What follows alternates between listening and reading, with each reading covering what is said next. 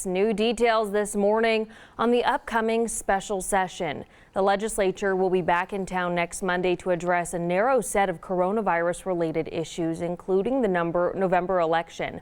Our Madeline White spoke with local election officials about what they're hoping to see. This summer, Idaho officials like Ada County Clerk Phil McGrain have been calling on the governor to schedule a special legislative session to go over the resources needed to ensure a well-run general election in November.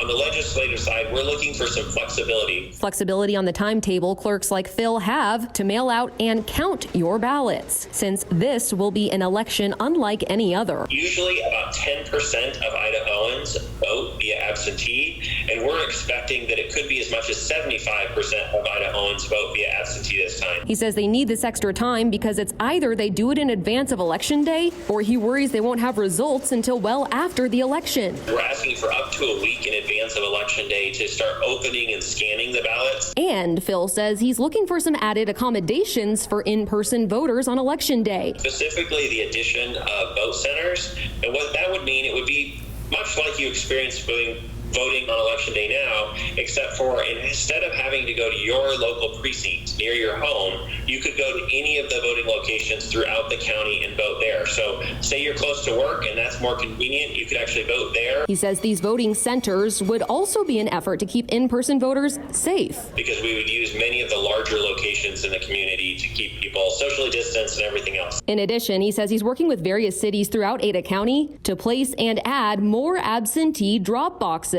Because of the increased use of absentee ballots, and especially those voters who have concern about getting their ballot back to us, we're adding a number of drop boxes. He says other county clerks are looking at doing this as well. As I previously reported, officials say due to the virus, they're worried about finding enough poll workers, since on typical years, they're primarily people over the age of 60 who are in the high-risk category for the virus. We would love to have folks reach out to their county clerks if they would be willing to help out on Election Day as a poll worker. Chad says he's still hoping they'll get enough citizens to want to work the polls on that Tuesday, but if not, they're looking at other ways to potentially engage younger citizens who are less at risk, even those with day jobs that might typically prevent them from doing it. We've had some conversations with the private sector, with business organizations as well.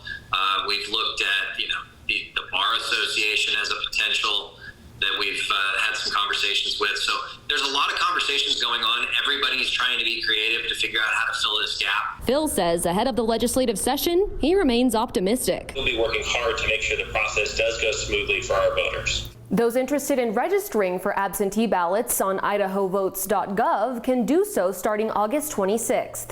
Madeline White, Idaho News 6. Governor Little says another topic that'll be discussed next week is a liability shield law that's needed to protect government, schools, and private businesses from, quote, frivolous lawsuits by those who contract COVID-19. The decision to call the special session now drawing mixed reactions from Idaho's two main political parties. In a statement, the Republican caucus praised the move, writing, quote, "We are ready to get to work on safeguarding a free and fair election," adding, "We are also ready to work on options for protecting Idaho's schools and businesses," end quote. But at least one Democratic representative has strongly condemned the move. Representative Melissa Wintrow criticizing the timing and narrow scope of the session, as well as the decision to bring lawmakers back to the Capitol, writing, quote, "It's appalling that elected state leaders are about being so cavalier about a deadly virus." She writes further, "Many Idaho legislators are trying to politicize a virus and use it to increase their legislative power."